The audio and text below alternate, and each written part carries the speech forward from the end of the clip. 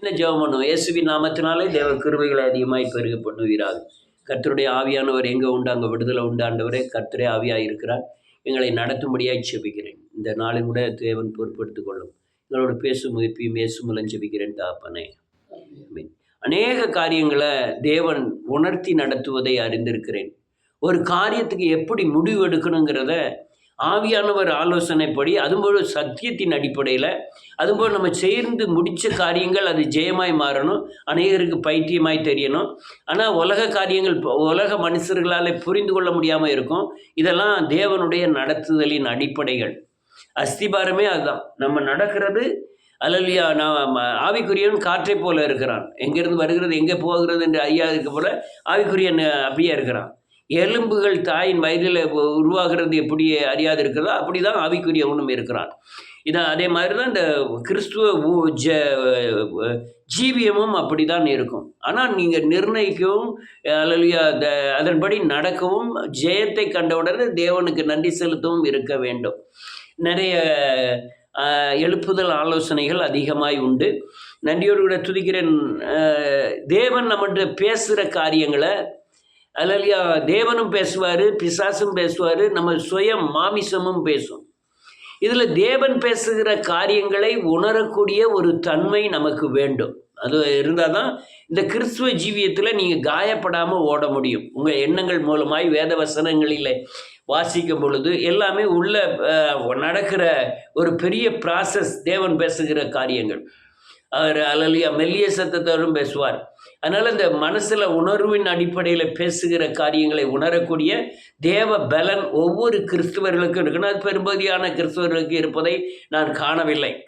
அதனால தான் அவங்க வாழ்க்கையில் நிறைய காயப்படுகிறார்கள். நான் அது என்னங்கிறத பைபிளின் அடிப்படையில் ஏன் அப்படி இருக்கிறாங்கங்கிறத நான் ஆராய்ந்து பார்த்ததில் பல காரியங்கள் எனக்கு வெளிப்பட்ட காரியங்களை தான் இப்போ உங்களோடு பேச விரும்புகிறேன். நான் நேற்று படுத்து உறங்கிட்டு இருக்கும்போது ஒரு பயங்கரமான வெள்ளத்தில் ரொம்ப மாடுகள்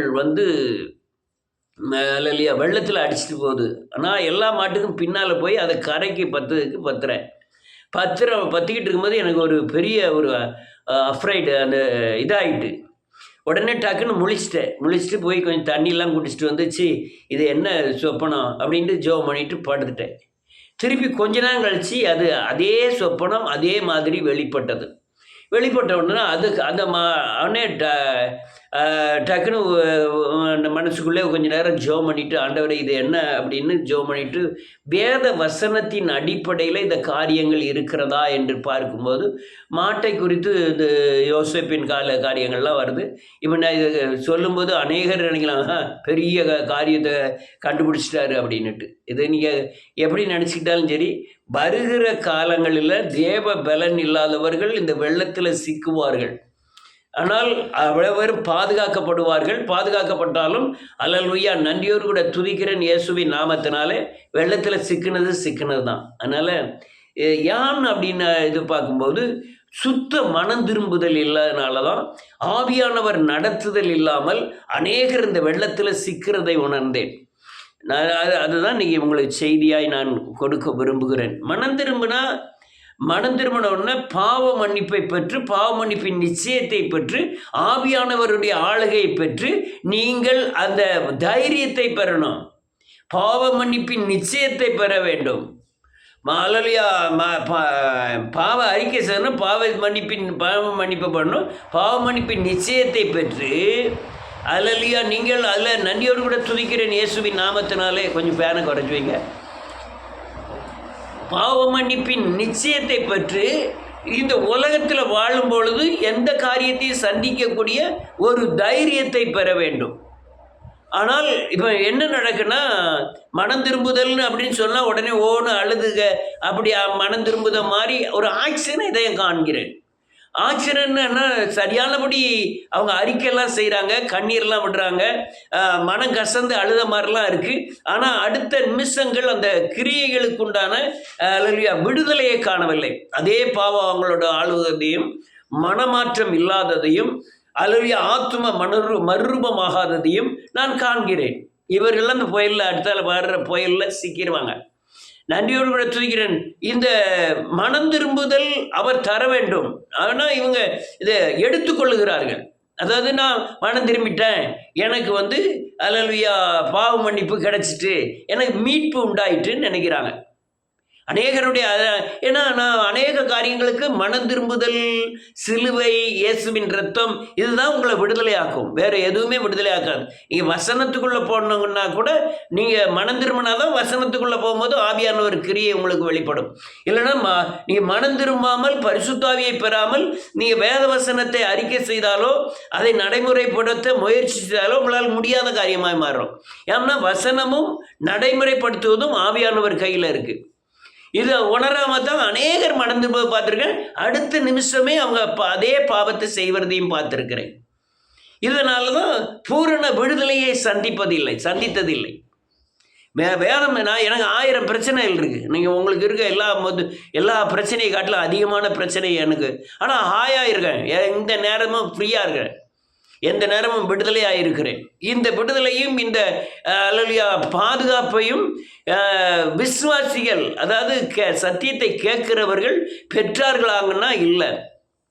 ஏன்னா அவங்கக்கிட்ட அந்த பாவ மன்னிப்பின் நிச்சயத்தின் மனம் திரும்புதல் இல்லை. நான் ஒரு பாவம் செய்தேன், அதாவது எல்லாத்தோட பெரிய பாவம் இயேசுவை விட மற்ற ஆள் மேலே தன்னுடைய அல்லேலூயா முதன்மையாக வைப்பது விக்கிரகம். இப்போ பிள்ளை மேலே நீங்கள் முதன்மையாக வைத்தங்கன்னா அது விக்கிரகமாய் மாறுகிறது. இப்போ நீங்கள் அறிக்கை பண்ணும்போது அதை ஓன்னு அழுது நீங்கள் மனம் திரும்புறீங்க, அடுத்த நிமிஷமே அதை வச்சா நீங்கள் தேவனை முட்டாளாக்குறீங்க. தேவனுக்கு துரோகியாய் மாறுகிறோம் அல்லது தேவனை பொய்யராய் மாற்றுகிறோம். அந்த அடிப்படையில் நீங்கள் விடுதலை ஆகாதனால காயப்படுவீர்கள். நான் திரும்பவும் சொல்கிறேன், கிறிஸ்துக்குள்ளே வந்தால் நீங்கள் சத்தியத்தின் அடிப்படையில் நடக்கலைன்னா நீங்கள் ரட்சிக்கப்படாமல் இருப்பது நல்லது. நீங்கள் இயேசுவை ஏற்றுக்கொள்ளாமல் இருப்பது ரொம்ப நல்லது. ஏன்னா அதில் என்ன காயப்படுதுன்னே தெரியாது. வாழ்ந்தால் நீங்கள் தேவ சமூகத்தில் அவர் இரத்தத்தினால் கழுவப்பட்டு இயேசுவின் ஆலோசனையை பெற்று விடுதலையான வாழ்க்கையை ஒரு வாழணும். இல்லைன்னா நீங்கள் உலகத்தில் இருக்கணும். அதான் அவன் கரெக்டாக சொன்னான், பாகால் தெய்வமா அல்லது இயேசு தெய்வமா. பாகால் தெய்வமானா பாகாலை பின்பற்று. ஆனால் இங்கே மனம் திரும்பு முதல்ல சுத்த மனம் திரும்புதல் இல்லாமல் நீங்கள் ஆவியை தரித்து கொள்ளாமல் ஆண்டவரை பொய்யராக்கி அவர்கிட்டருந்து வர்ற தண்டனையை பெற்றுக்கொண்டு அதை அடக்கி அடக்கி அடக்கி வாழ்வது அது கிறிஸ்துவ ஜீவியை மட்டுமல்ல, கிறிஸ்துவின் நாமத்தை மட்டுப்படுத்துகிற காரியங்கள். நான் மனம் திரும்பினதுனால தான் என்னுடைய பழைய வாழ்க்கைக்கும் என்னுடைய புதிய வாழ்க்கைக்கும் நேர் எதிர்முனையாக இருக்கிறது. நீங்கள் என்னுடைய பழைய குணத்துக்கும் புதிய குணத்துக்கும் நேர் எதிர்மறையானது. யாருமே கண்டே பிடிக்க முடியாது. நீ அப்படி இருந்தியா அப்படின்னு கூட யாரும் யூகம் கூட பண்ண முடியாத அளவுக்கு தேவன் மறுரூபப்படுத்தினார். அந்த அந்த தன்மைகளோ அல்லது ஆவியானவரை ஆலோசனையை பெற்றுக்கொள்ளக்கூடிய தன்மைகளோ அல்லது வீட்டில் நடக்கிற மாம்சத்தின் கிரியைகளுக்கு ஆவியின் பலத்தை பெற்று ஜெயிக்கக்கூடிய ஆலோசனைகளோ உங்கள் மண்டையில் உண்டாகாத காரணம் சுத்த மனம் திரும்புதல் பாவ மன்னிப்பின் நிச்சயம் பெறவில்லை. ஒரு காரியம் வருது, நீங்கள் மாம்சத்தின் அடிப்படையில் செஞ்சீங்கன்னா உங்கள் மனம் திரும்புதல் தப்பு. ஒரு காரியம் வருது, அதை விசுவாசிக்க பலன் இல்லைன்னா உங்களுக்கு மனம் திரும்புதல் தப்பு. நீங்கள் சுத்த மனம் திரும்புதல் இருந்தால் தான் பாவ மன்னிப்பின் நிச்சயத்தை பெற்றாதான் உலகத்தில் வர்ற எந்த பிசாசின் போராட்டத்துக்கும் எந்தவித சத்தியத்துக்கு விரோதமான கிரியைகளுக்கும் உங்களுக்கு தேவன்கிட்டேருந்து ஆலோசனை கிடைக்கும். ஆலோசனை கிடைத்து நீங்கள் பூமியில் வாழணும். பரலோக வாழ்க்கை இந்த பூமியில் வாழணும். அநேகருக்கு இந்த பலன் இல்லை. பலன் இல்லாத காரணம் அந்த அல்லையா நன்றியோடு மனம் திரும்பி பாவ மன்னிப்பின் நிச்சயத்தை பெறாதான். சுத்த மனம் திரும்புதல் இல்லை. அதனால் காயம் காயம் காயம் வாழ்க்கையில் அழுக அழுக அழுக விடுதலை இல்லாத ஒரு பிரச்சனை பிரச்சனை பிரச்சனை பிரச்சனை அப்படியே ஓடிக்கிட்டே இருக்காங்க. ஆனால் வெளிப்புறத்தில் பேசும்போது நான் கிறிஸ்தவன், நான் ஜெபம் பண்ணுறேன், நான் சரியான விடுதலையில் இருக்கிறேன்னு பேசுகிறேங்களே தவிர அல்லேலூயா சத்தியத்தின் அடிப்படையில் ஒருவருடைய குணத்தையும் சத்தியத்தின் அடிப்படையில் அவங்க ஒரு மனுஷனுடைய வாழ்க்கையை பார்க்கும்போது எந்தவித மாற்றமும் இல்லை. அவன் இந்துவில் என்னமா இருந்தானோ புறஜாதியில் என்னமா இருந்தானோ அதே மாதிரி தான் கிறிஸ்துக்குள்ளே இருக்கலாம். அதையான் சொல்லப்போனால் அதை விட அதிகமான காயத்தை படுகிறான் கிறிஸ்துக்குள்ளே முடிவெடுக்க தெரியல. நீங்க ஆவிக்குரிய ஆலோசனையை பெற்று ஆளுக்குரிய முடிவு எடுக்கலைன்னா அது நீ சுத்த மனம் திரும்புதல் இல்லைன்னு அர்த்தம். மனம் திரும்பி குணப்படுங்கள் என்று சொன்னாரு. மனம் திரும்பாவிட்டால் நீங்க அப்படியே கெட்டு போவீர்கள். நீங்கள் மனம் திரும்பாவிட்டால் அப்படியே நீ மனம் திரும்பாவிட்டால் அவர் பட்டயத்தை கருக்காக்குவார். மனம் திரும்பி செவி கொடு, அப்போது தேசத்தின் நன்மையை பூசிப்பாய்.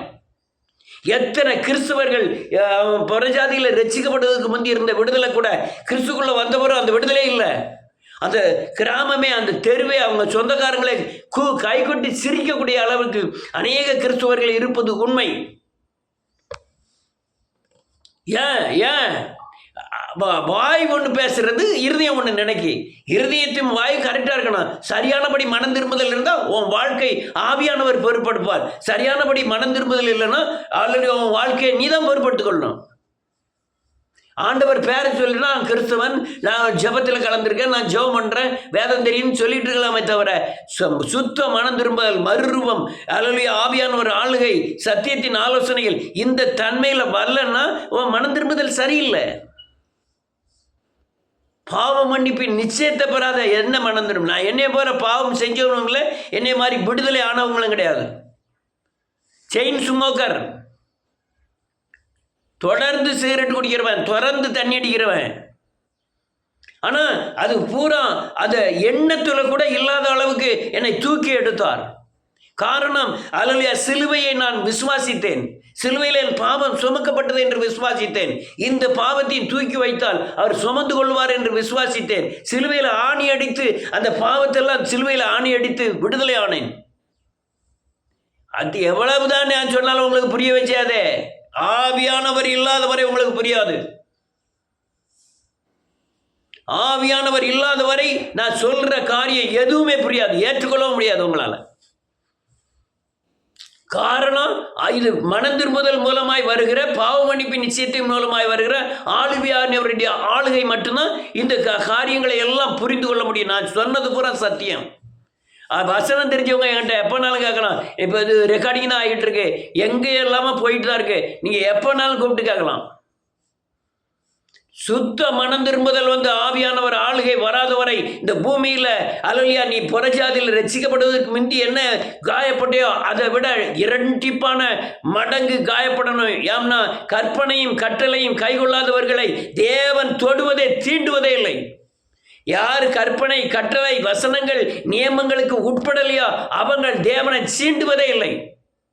அவர் அவங்களை குஷ்டரோகியாய் காண்கிறார், அவனை தீட்டு உள்ளவனாய் காண்கிறார். அதெல்லாம் நீங்க பழைய ஏற்பாடு உபாகமம், லேவியாரமத்தில் வாசிச்சு பாருங்க. நான் வேதவசனம் வேதக்காரனை வந்த மட்டும் வராது, வேதத்தை தூக்கினால் மட்டும் வராது, வேதத்தை பேசினால் மட்டும் வராது. வேதத்தின்படி நடக்கணும். நடந்தால் மட்டும்தான் தேவ பாதுகாப்பு, இல்லைன்னா தேவ பாதுகாப்பு இல்லை. நான் திரும்ப திரும்ப சொல்கிறேன், நீங்கள் மனம் திரும்புவது ஆவிக்குரிய கண்கள் திறக்கப்படுவது.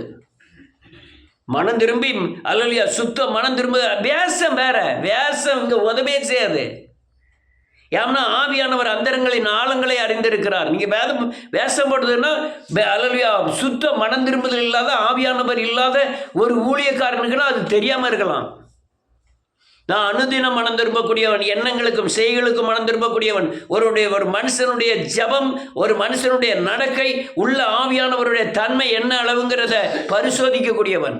ஆவிக்குரியவன் சகலதையும் ஆராய்ந்து அறிகிறான், பரிசோதிக்கிறவன். இந்த தன்மையில தான் இருக்கிறாங்க. இவ்வளவுதான் காயப்படுவாங்க, இவ்வளவுதான் அவங்களால எந்திக்க முடியும்.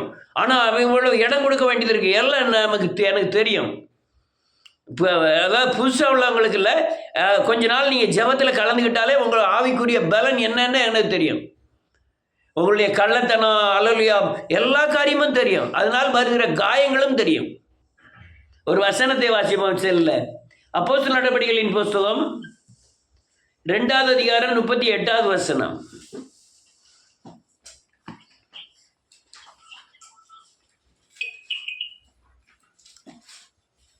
எல்லாருக்கும் தெரிஞ்ச வசனம் தான். 2வது அதிகாரம் 38வது வசனம்.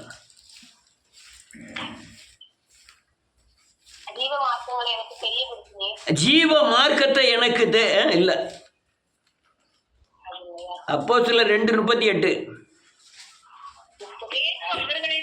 நோக்கி நீங்கள் மனம் திரும்பி ஒவ்வொருவரும் பாவ மன்னிப்புக்கு என்று ஆமேன் ஞான ஸ்நானம் பெற்றுக்கொள்ளுங்கள். வேதத்தை இது நல்ல வீட்டில் போய் திரும்பி திரும்பி வாட்சி பாருங்க. நீங்க கள்ளத்தனம் பண்ண ஆரம்பிச்சுட்டு அரகுற மனம் திரும்புதல் ஆரம்பிச்சிட்டீங்கன்னா அது கடைசி வரை உங்களை விடவே செய்யாது. அது பேயின் கிரியைகள். நீங்க இயேசுவை போல மாறக்கூடாதபடி தடை பண்ணுகிற பேயின் கிரியைகள். நீ மனம் திரும்புவது மாதிரி மனம் திரும்ப, அறிக்கை செய்ய மாதிரி செய்ய. ஆனா அதே காரியத்தை நீ வீட்டில் போய் செஞ்சுக்கிட்டே இருந்தா பேய் பேசுவான், பேய் நடப்பிப்பான். அநேகர் தன்னுடைய கட்டுகளில் இருந்து விடுதலையாகாத காரணங்கள், தன்னுடைய ஜபங்கள் கேட்கப்படாமல் இருக்கிற காரியங்கள், அல்லேலூயா, அநேக காரியங்களுக்கு, அநேக விடுதலையாகாதின் காரணங்களுக்கு காரணம் சுத்த மனம் திரும்புதல் இல்லை. ஏதோ ஒரு நம்பிக்கை, ஏதோ ஒரு எண்ணங்கள். நான் மனம் திரும்பிட்டேன், எனக்கு ஆண்டவர் நடத்துறாருங்கிற ஒரு எண்ணம். அதெல்லாம் வேத வசனத்தின் அடிப்படையில் இருக்கிற எதுவுமே உண்மையானது அல்ல. இங்க என்ன எழுதியிருக்கு? மனம் திரும்பி பாவ மன்னிப்புக்கென்று இயேசு கிறிஸ்துவின் நாமத்தினாலே மனம் திரும்பணும். அப்படி திரும்பினீங்கன்னா பரிசுத்த ஆவியை பெறுவீர்கள், அது வரத்தை பெறுவீர்கள். அந்த வரத்தின் தன்மை தான் உங்க வாழ்க்கையில் வருகிற பிசாசின் போராட்டங்களையும், அல்லேலூயா, பரலோகராஜ்யத்துக்கு ஆயத்தமாகக்கூடிய காரியங்களும் அல்லது சமாதானத்தில் நடத்தலும் தான் அதுல தான் இருக்கு. குதிக்கிறது இல்ல, வரம் செயல்பட்டு அநேகருக்கு அல்லேலூயா வெளிப்படுத்துறதுக்கு அல்ல. இந்த காரியங்களை குறித்து நான் ரொம்ப அல்லேலூயா வருத்தப்பட்டேன். என்ன வருத்தப்பட்டோம்னா, நான் மனம் திரும்ப சொல்லியிருப்பேன், நீங்கள் மனம் திரும்பாமே போயிட்டு இருப்பீங்க. நீங்கள் படுகிற காயங்களுக்கெல்லாம் நான் வருத்தப்பட்டு ஜெபம் பண்ணிகிட்டே இருப்பேன். அது எதுக்கு அப்படிங்கிற மாதிரி ஆச்சு. நீங்கள் மனம் திரும்பினா தேவனுடைய பிள்ளை, மனம் திரும்பலைன்னா பிசாசின் பிள்ளை. பிசாசின் பிள்ளை பிசாசின் ஆலோசனைகளுக்கு இடம் கொடுத்து பிசாசின் பின்னால போறவங்களுக்கு அல்லேலூயா மனம் திரும்பி பரிசுத்தாவின் வரத்தை பெற்றவர்கள் அவங்களுக்கு பலனை ஒண்ணுமே செய்ய முடியாத. நானே இருக்கேன், அல்லேலூயா, ஏவாள் இருந்தா பழத்தை பறிக்க விடாதுனாரு. ஆனால் படித்தோம்னா ஆண்டவர் போய் தடை பண்ணவே இல்லையே, அவர் தடை பாட்டில் பறிச்சுட்டு தான் இருந்தா. அப்போ உங்கள் சுயத்தில் போய் தேவன் இடைபட முடியாது. நீங்கள் காயப்பட்டது சாகும் வரை காயப்பட்டுக்கிட்டு தான் இருப்பீங்க. நான் உங்களுக்கு ஜோம் பண்ணுறதுனாலோ, நான் உனக்கு ஆலோசனை சொல்லுவதுனாலோ எதுவுமே செய்ய முடியாது. எதுவுமே அந்த பிட்டை விட்டு இறங்கி எடுத்து துறை அடுத்தால வைக்கவே முடியாது. நான் இதெல்லாம் கடுமையாக சொல்லிக்கிட்டு இருக்க காரணம், அநேகர் இந்த பயங்கர கண்ணிக்குள்ளே மாட்டிருக்காங்க. நீ உணர்வடைஞ்சா தப்பிங்க, இல்லைன்னா ஆத்தோட போங்க, அங்கெல்லாம் அங்கே வெள்ளம் வரப்போகுது, அந்த வெள்ளத்தில் சிக்குவீங்க, அவ்வளோதான். கட்டன் ரைட்டாக நான் பேசிக்கிட்டு இருக்கேன். சுத்த மனம் திரும்புதல் கற்பனை கட்டளைகளுக்கு தன்னை இடம் கொடுத்து வேத வசனத்துக்கு தன் வாழ்க்கையை அர்ப்பணித்து ஆண்டவருக்கு பயந்து அல்லேலூயா ஐம்புலன்களையும் அடக்கி பாவத்துக்கு உட்படாதபடி தேவனுடைய ராஜ்யத்திற்கு நேரம் ஓடிக்கிட்டு இருந்தால் மட்டும்தான் ஆவியானுடைய பாதுகாப்பு, ஆலோசனைகள் ஒரு சந்ததி பாதுகாக்கப்படும். நீங்கள் செய்கிற ஒரே தவறுனால சந்ததி பூரா அவுட் ஆகும். ஒரு ஒரு செத்த தைலக்காரனுடைய தைலத்தை எல்லாம் கெடுத்துருமா. அதனால நாரி போக போடணும்னு வேதம் சொல்லுது பிரசங்கில. ஒரே ஒரு தைலக்காரனுடைய தைலத்தை பூரா நாரி பண்ணிடும். அவன் வாழ்க்கை, அவன் பிள்ளைகள் வாழ்க்கை, பிள்ளைகளின் வாழ்க்கை அவ்வளவு சுத்தமாக அவுட் ஆயிரும். ஆனால் வேதம் சொல்லுது, ஒரு மனம் திரும்புகிற பாவி நிமித்தம் பரலோக ராஜ்யம் அதிகமான சந்தோஷம் உண்டாயிருக்கும். நான் நேரம் பார்த்துருக்கேன். மனம் திரும்ப பயங்கரமான ஆளுகை, பயங்கரமான, நான் உண்மையான மனம் திரும்பி இருப்பாங்களான்னு பார்த்தா அடுத்த நிமிஷம் மனம் திரும்பவே இல்லை. மனம் திரும்பினா உங்கள் கிரியையில் காமிக்க, கிரியல் இல்லை, அது இந்த வேஷம் சொல்லுவாங்க, மதத்தின் சாயல். அதாவது கிறிஸ்துவ மதத்தின் சாயல் இருக்கும், அந்த சாயலை தான் வெளிப்படுத்துகிறாங்களே தவிர கிறிஸ்துவை வெளிப்படுத்தவில்லை. கிறிஸ்துவை வெளிப்படுத்தாத காயப்பட்டு இதுதான் கிறிஸ்துவன்ட்டு அநேகர் நம்ப வச்சுட்டாங்க. இந்த கிறிஸ்துவம் எனக்கு வேண்டாங்கிற மாதிரி உலகம் நம்புது. காயப்பட்டு அழுது அல்லேலூயா நோயை சுமந்து பேயை சுமந்து அடுத்தவன் பார்க்குறான், இதுதான் கிறிஸ்துவமா, அந்த கிறிஸ்துவம் எனக்கு வேண்டாம். அது கிறிஸ்துவம் அல்ல. தாவீது வாழ்ந்தாம்ல அது கிறிஸ்துவம், பவுல் வாழ்ந்தாம்ல அது கிறிஸ்துவம், பேதுரு வாழ்ந்தார்ல அது கிறிஸ்துவம். இந்த சுத்த மனம் திரும்புதல் வராம, ஆவியானுடைய ஆலோசனை பெறாம, இயேசுவின் சாயலுக்கொப்பாய் மாறாம இருக்கிற எதுவுமே அல்லேலூயா கிறிஸ்துவம் கிடையாது. பிசாசு கொண்டு வந்த கிறிஸ்துவத்தின் சாயல், கிறிஸ்துவ மதத்தின் சாயல். அது பரிசேர் சதிசேர்லாம் நல்ல கலங்க. பாவிகளுக்கு விரோதமாக ஆண்டவர் பேசவே இல்லை. இந்த 2 வழியில் நடக்காங்களா, 2 வழியில் தாறுமாற நடக்க, இவங்களுக்கு விரோதமாக இயேசுநாதர் அதிகமாக பேசினார். பரிசேரை சதிசேரை கொண்டு பேசினார். விபச்சார சந்ததின்னு திட்டினார். இது 2 எஜமானுக்கு ஊழியம் செய்யக்கூடிய வழிகள், 2 பாதையில் நடக்கக்கூடிய வழிகள். நிறைய பேர் காயப்படுறாங்க. இப்போ நம்ம சர்ச்சில் மட்டுமில்ல, ஏகப்பட்ட உலகம் முழுவதும் பயங்கரமான பேர் உலகம் காயப்பட்டு போட்டுமையா. நம்முடைய நிலைமை என்ன, போதிச்சதுக்கு உண்டான ரிசல்ட் என்ன? அந்த அல்லேலூயா இன்னொரு வசனத்தை வாசிப்போம். அப்போ அதே அப்போஸ்தலர்களின் புத்தகம் 26வது அதிகாரம் 18வது வசனம்.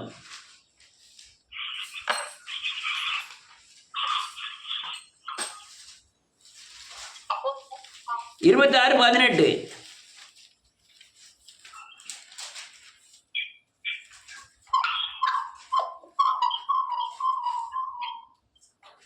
பக்கம் அவர்கள் என்னை பற்றும் விசுவாசத்தினாலே பாவ மன்னிப்பையும் ஒரு நிமிஷம் பெற்றுக்கொள்ளும்படியாக, பாவ மன்னிப்பை பெற்று பரிசுத்தமாக்கப்பட்டவர்களுக்குரிய ஒரு பயங்கரமான ஒரு சுதந்திரம் இருக்கு. அவர்களை மாம்சம் மேற்கொள்வதில்லை. ஒரு நிமிஷம் வாசிக்கணும். பிசாசு மேற்கொள்வதில்லை. உலக நாசமோசங்கள் அந்த பரிசுத்தத்தின் சுதந்திரத்தை பெறணும். பாவ மன்னிப்பை பெற்றிருந்தா நடிப்பு செல்லவே செய்யாது. நடிப்பு மாறாக காயப்படும். நான் நடிச்சோம்னா இயேசுநாதர்கிட்ட நடிக்கவே முடியாது. ஆனால் உண்டுனா உண்டு, இல்லைன்னா இல்லை. நான் விடுதம்னா விடுதேன், விடலைன்னா விடலை. ரொம்ப கிளீனாக எழுதிருக்கு பாருங்க. நான் வாசிக்கிறேன். விசுவாசத்தினாலே பாவ மன்னிப்பையும் பரிசுத்தமாக்கப்பட்டவர்களுக்கு உரிய சுதந்திரத்தையும் பெற வேண்டும்.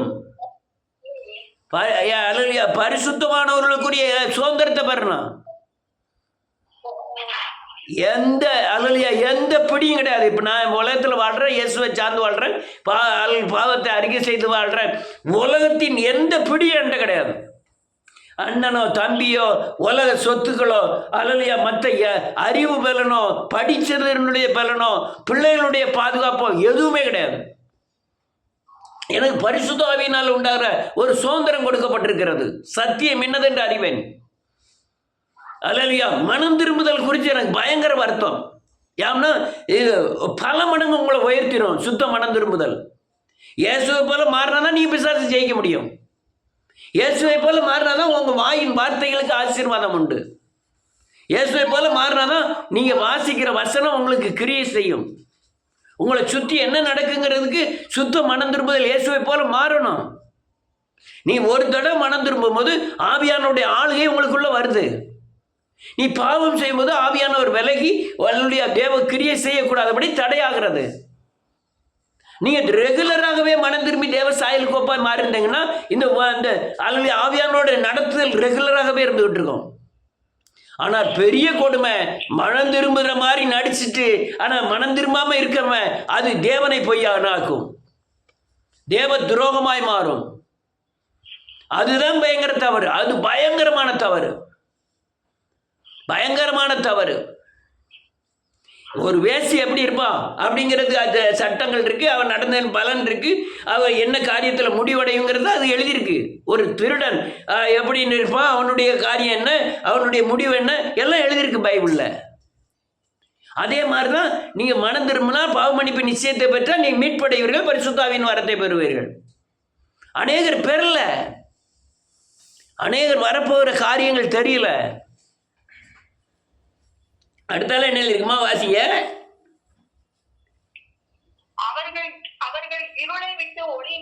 ஒளியின் இடத்திற்கும்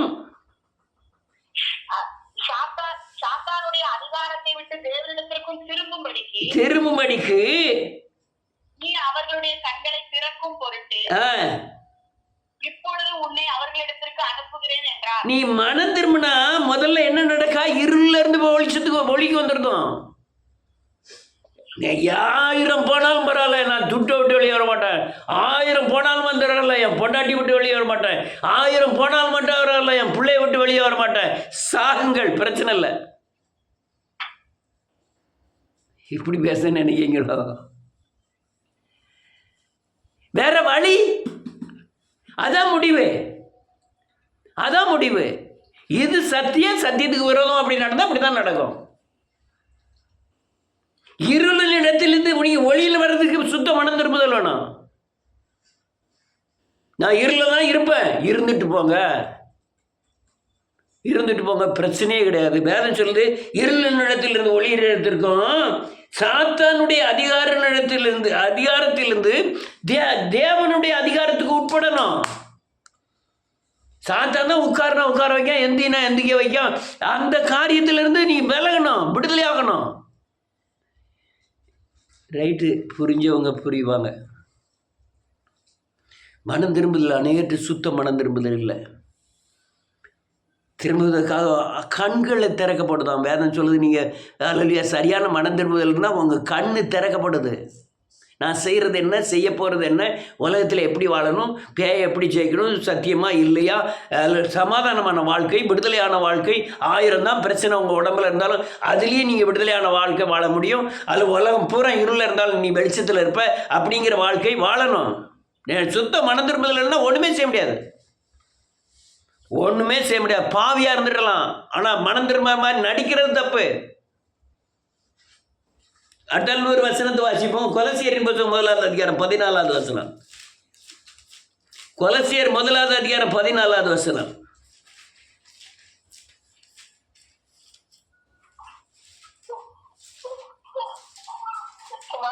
அவருக்குள் 12ல இருந்து வாசிங்க. 12 ஒளியில் உள்ள பரிசுத்தவான்களுடைய சுதந்திரத்தில் ஆமென் பங்கடைவதற்கு நம்மை தகுதியுள்ளவர்கள் ஆக்கினவரும் இருளின் அதிகாரத்திலிருந்து நம்மை விடுதலையாக்கி தமது அன்பின் குமாரனுடைய ராஜ்யத்திற்கு உட்படுத்தினவருமாய் இருக்கிற பிதாவை ஸ்தோத்திரிக்கிறேன்.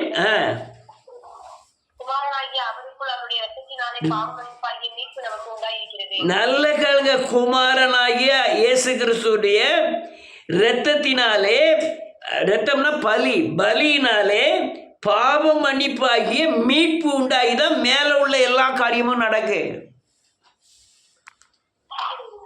ஒரு எண்ணங்களுக்கு மனம் திரும்பணும், ஒரு யோசனைகளுக்கு மனம் திரும்பணும். அல்லையா, தீய எண்ணம் வந்துட்டா அந்த இடத்திலே கழுவி பரிசுத்தமாகணும். துரோகங்களுக்கு மனம் திரும்பணும். நீ யாரதை பார்க்காங்கன்னு 4 செவருக்கு மத்தியில் உங்கள் இருதயத்தில் யார் பார்க்கான்னு நினைக்கலாம். எல்லாவற்றுக்கும் நியாய தீர்ப்பு உண்டு. எண்ணங்களையும் செய்கைகளையும் நியாயம் தீர்ப்பார் என்று அறியீர்களோ அப்படின்னு வேதம் சொல்லுது. அந்த அந்த பரிசுத்தத்துக்குள்ள நீங்கள் வராத வரை உங்களுக்கு பாதுகாப்பு கிடையாது. அந்த தேவ நடத்துதலுக்கு வராத வரை உங்களுக்கு மீட்பு கிடையாது. இது அல்லையா விக்கிரகம் இல்லை, இது ஆவியானவர் தேவனே பூமியில இறங்கி வந்து மனுகுலத்தை மீட்டு அல்லையா நமக்குள்ளே வாழ விரும்புகிறார். நீங்க இடம் கொடுத்தா அல்லையா அந்த பூமியில சமாதானமான வாழ்க்கை வாழலாம். அநேகர் குடும்பத்தை பார்த்துருக்கேன். நான் வேசித்தனத்தில் பயங்கர வேசித்தனம் பண்ணுவாங்க, ஆனால் மகா வந்து நேர்மையாக நடக்கணும்னு நினைப்பாங்க. மகா எப்படி நடப்பா? நீங்கள் யோக்கியமாக இருந்தால் தானே உங்கள் பிள்ளைகள் யோக்கியமாக இருக்க போது. அதே கேக்கு, உங்கள் அப்பா என்ன பெரிய யோக்கியனா, உங்கள் வீட்டுக்காரரு தாயை பார்த்து கேட்க, உங்கள் வீட்டுக்காரர் பெரிய யோக்கியரா? அநேருடைய வாழ்க்கை இது. நீங்கள் எவர் எப்படி இருந்துட்டு போனாங்க, நீங்கள் தேவனை நோக்கி கதறி அழுது நீங்கள் மனம் திரும்பி ஆண்டவர்கிட்ட ஐக்கியமாகி தேவன் நடத்துதலை பெறுங்க. கணவரானாலும் சரி பிள்ளையானாலும் சரியாயிரும். நீங்கள் ஆண்டவர்கிட்ட நின்று அல்லையா வேத வசனத்துக்காக நின்று அவங்க பிள்ளையோட வாழ்க்கை செழிக்கும். இந்த காதல் கல்யாணம் பண்ணது, ஓடி போய் கல்யாணம் முடிக்கிறது எல்லாம் மாம்சத்தின் காம இச்சையின் உச்சகட்டம். பயங்கரமான காம இச்சையின் உச்சகட்டம். அநேகர் கடைசியில் 2 வருஷத்தில் 1 வருஷத்தில் 3 வருஷத்தில் விவாகரத்து போய் நிற்கிறத ரொம்ப பேரை காணலாம். நீங்கள் அப்படியே இருந்தாலும் அவங்க கடைசி வரையும் வாழ்க்கையில் சந்தேகம் சந்தேகம் சந்தேகம் போட்டு செத்துருவாங்க கடைசி வரையும். பொண்டாட்டியை புருஷன் சந்தேகப்படுவான், புருஷனை பொண்டாட்டி சந்தேகப்படுவான். எங்கள் சொந்தக்காரங்களே ரொம்ப பேர் கல்யாணம் முடித்து காதல் கல்யாணம் முடித்து கல்யாணம்லாம் முடிச்சிருக்காங்க. அவங்களுடைய வாழ்க்கையில் நான் எட்டி பார்க்க தான் செய்யினேன். அவங்க டைவர்ஸுக்கு இதுக்கு தான் போகலே தவிர நித்திய கண்ணீரில் இருக்காங்க. சமாதானமான வாழ்க்கை இல்லாமல் நித்திய கண்ணீரில் இருக்காங்க. நீ அலுலியா அலுலியா பிள்ளைகள் நல்லா இருக்கணும்னா தேவ சமூகத்தில் கண்ணீரை ஊற்றி விடு. சுத்த மனம் திரும்புதலுக்கு உள்ளவா உன் பிள்ளைகள் தப்பிக்கப்படும். நீ மனம் திரும்புதல் சரியில்லைன்னா உன் பிள்ளைகள் பாதுகாக்கப்படாது. டைரக்டாக சொல்ல, பிள்ளைகள் பாதுகாக்கப்பட நீங்கள் சுத்த மனம் திரும்புதலுக்கு வந்தால் தான் பிள்ளைகள் பாதுகாக்கப்படும். இல்லைன்னா உங்கள் பிள்ளைகள் பாதுகாக்கப்படாது. உங்கள் பிள்ளைகளுடைய பெரும் குறைக்கு காரணம் பெற்றோர்கள். உங்கள் பிள்ளைகளுடைய வாழ்க்கையில் பயங்கரமான சீரழிவுக்கும் அலுலியா பலவீனங்களுக்கும் அலுலியா குறைவுகளுக்கும் காரணம் பெற்றோர். சுத்த மனம் திரும்புதல் இல்லை. நான் அநேக நேரம் சொல்லுவேன், நீங்கள் தேவனை நம்பாமல் இருப்பது நல்லது, வேதத்தில் வராமல் இருப்பது நல்லது, ரட்சிக்கப்படாமல் இருப்பது நல்லது. ரட்சிக்கப்பட்டு தேவ சமூகத்தில் வந்து நிற்கும் போது நீ தேவன் சத்தத்தை கேட்டு தேவனுக்கு கீழ்ப்படிந்து தான் வாழ வேண்டும். அப்படி வாழாது இருந்தால் அந்த வாழ்க்கையை நீ உங்களுக்கு ஏற்றுக்கொள்ளவே கூடாது. அநேகர் என்கிட்ட பேசுகிறேன், இப்படிலாம் பேசுகிறேன், யார் சர்ச்சுக்கு வாரம் வரல, எனக்கு ஒன்றும் பிரச்சனை இல்லை. சத்தியம் தான், அது மாறாதது. எனக்கு தேவன் ஒரு ஆள் என்னை கனம் பண்ணால் போதுமானது. அநேகர் விடுதலை ஆகலை. அநேகருடைய வாழ்க்கையில் கண்ணீரோட வாழ்க்கை தான் வாழுதாங்க. அநேகருடைய வாழ்க்கை சமாதானமான வாழ்க்கை. வேதம் சொல்லுகிற சமாதானம் இல்லை. என்னுடைய சமாதானத்தை விட்டு செல்கிறேன் என்றார் கர்த்தர். அதெல்லாம் குகையிலிருந்து தாவீது எழுதுறான், எக்காலத்தில் நான் கர்த்தரை சோதரிப்பேன், எப்போதும் நாவு உம்மை துதிக்கும். குகையில அதெல்லாம் குகையில் 2-3 தடவை போய் ஒளிகிறான். அங்கே தேவனை மகிமைப்படுத்திட்டே இருக்கான். காரணம், அந்த இடத்துலையும் அவன் சமாதானமாக இருக்கான். பொண்டாட்டி பிள்ளை எல்லாத்தையும் கொண்டு போயிட்டான். கோகிலா என்று ஒரு சீரியன் நினைக்கிறேன். அவன் தன்னை தேவனுக்குள்ளே திடப்படுத்தி கொண்டான். எந்த மூஞ்சியோட நம்ம தேவனுக்குள்ளே போய் திடப்படுத்த போகிறோம்? ஏதோ காலையிலும் சாயங்காலமும் நம்ம ஜெபம் பண்ணோம், அது பெரிய காரியம் இல்லை. தனிப்பட்ட வாழ்க்கையில் தேவனோடு எப்படி நடக்கிறீங்க, அது ரொம்ப முக்கியம். தேவனோடு எப்படி நடக்கிறான், அது முக்கியம். அதுதான் உங்கள் வாழ்க்கை, அதுதான் உங்கள் சமாதானம். தேவனோடு நான் நடந்து தேவனோடு பேசி என்னுடைய காரியங்களை தேவன்கிட்ட ஒப்புரவாக்கி அல்லையா தேவன் ஐக்கியம் வச்சிருக்கிறேனே பரிசுத்தத்தின் அடிப்படையில், சுத்த மனம் திரும்புதல் அடிப்படையில், அதுதான் என் வாழ்க்கை. வருகிற காலங்கள் கொடிய காலம். மனுஷன் பிச்சு திங்கக்கூடிய காலங்கள். எப்படி தப்பிக்க போறீங்கன்னு எனக்கே தெரியல. அநேகருடைய வாழ்க்கை சுத்த மனம் திரும்புதல் இல்லை. நான் இவ்வளோத்தையும் பிரசங்கிட்டு திரும்பி பார்க்க ஒருத்த கூட இல்லை. பின்னால் திரும்பி பார்க்க ஒரு ஆத்மாக போய் ஓடி போய் இயேசுவை சொல்லுவதற்கு ஒரு ஆள் கிடையாது. தன்னுடைய பிரயாசத்தை, தன்னுடைய பணத்தை, தன்னுடைய ஞானத்தை, தன்னுடைய ஓட்டங்களை அல்லது இன்னொரு ஆளுக்கு செலுத்துவதற்கு ஒரே ஒரு ஆள் கூட கிடையாது. பின்னால் திரும்பி பார்த்தா ஒருத்தர் கிடையாது. ஐயா எனக்கு ஊழியம் செஞ்சிருன்னு நான் சொல்லவே இல்லை. நீங்கள் ஒரே வழி, நீங்கள் மனம் திரும்பணும், ஊழியம் செய்தால் தான் உங்கள் வாழ்க்கை நல்லா இருக்கும். நீங்கள் 4 பேருக்கு இயேசுவை சொல்லும் போதும் நீங்கள் விடுதலை அடைய முடியும். அதுக்கு அவர் கொடுங்கள், அப்போது கொடுக்கப்படும். இலவசமாய் பெற்றீர்கள், இலவசமாய் கொடுங்கள். அந்த கொடுங்கள்ங்கிற ஆத்மா ரட்சிப்புக்கு ஆண்டி நீங்கள் பிரயாசப்படலை, உங்கள் வாழ்க்கையில் நிம்மதி இருக்காது. நீங்கள் இயேசுவை 4 பேருக்காண்டி நீங்கள் பிரயாசப்படலை, உங்கள் பணம் செலவழியலை, உங்கள் சரீரத்தின் பலன் செலவழியலைன்னா உங்கள் வாழ்க்கை விடுதலையை சந்திக்காது. அது அநேகர் இந்த சத்தியெல்லாம் சபையில் போதிக்காத காரியங்கள் இதுதான். நீங்கள் அப்படி செய்யலைன்னா நீ 1000 ரூபாய், கோடி ரூபாய் சம்பாத்தியம் பண்ணிங்க, உங்கள் வீட்டில் அந்த ஆகாரத்தை ஒரு சமாதானமாக நீங்கள் சாப்பிடவே முடியாது. ஏசுக்கு ஒரு அந்த ஆத்ம தாகமே அநேகற்ற காணல. இன்னொரு ஆள் ரசிக்கப்படணுங்கிற தாகமே இல்லை. இது எங்கேருந்து வந்ததுன்னா மனம் திரும்புதல் சரியில்லாமல் தான் வந்தது. நீ மனம் திரும்புதல் சரியாக இருந்ததுன்னா ஆத்தும தாகம் உண்டாகும். அந்த ஆத்தும தாகமே இல்லை. யார்ட்டையாவது இயேசுவை சொல்லணும், இயேசுக்காய் பிரயாசப்படணும், இயேசுக்காய் ஓடணும். ஐயோ இந்த ஜனங்கள் இப்படி அழுகிறாங்களே, இப்படி குடியினாலே சாகுறாங்களே, இப்படி நோயினாலே சாகுறாங்களே. யாருமே எனக்கு என்ன வேணும், எனக்கு என் சட்டி என்ன நிறையணும், என் பெட்டி என்ன, ஒன்றுமே நிறையாது. சாணி தான் நிறையும். ஆத்துமாக்களுக்காக எப்போ பிரயாசப்படுறீங்களோ அப்போ தான் உங்கள் வீட்டில் சமாதானத்தினால் நிறைப்பார். நான் துட்டை நம்புறதே இல்லை. எவ்வளவோ ரூபா வருது, எவ்வளோ ரூபா போகுது, நான் துட்டை நம்புறதே கிடையாது. ஆனால் தேவ சமாதானத்தை நம்புவேன். எங்களுக்குள்ள 1000 பிரச்சனை நடக்கும், அதில் எவ்வளோ எல்லா பிரச்சனையும் சமாதானமாக இருக்க எனக்கு தேவன் பலன் தந்தார். சர்ச்சில் 1000 பிரச்சனை வரும், சர்ச்சையே உடைச்சிருவாங்க, சர்ச்சில் நடத்த முடியாமல் ஆயிரும். ஆனால் எனக்கு சமாதானத்தோட வாழ தேவன் எனக்கு பலன் தந்தார். இதெல்லாம் மனம் திரும்புதல்னால வந்தது, சுத்த மனம் திரும்புதல்னால வந்தது.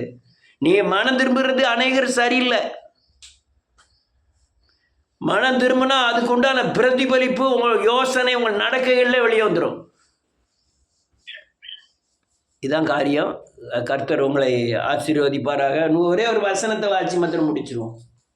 மத்தேயு எழுதின சுவிசேஷம் 26வது அதிகாரம் 28வது வசனம்.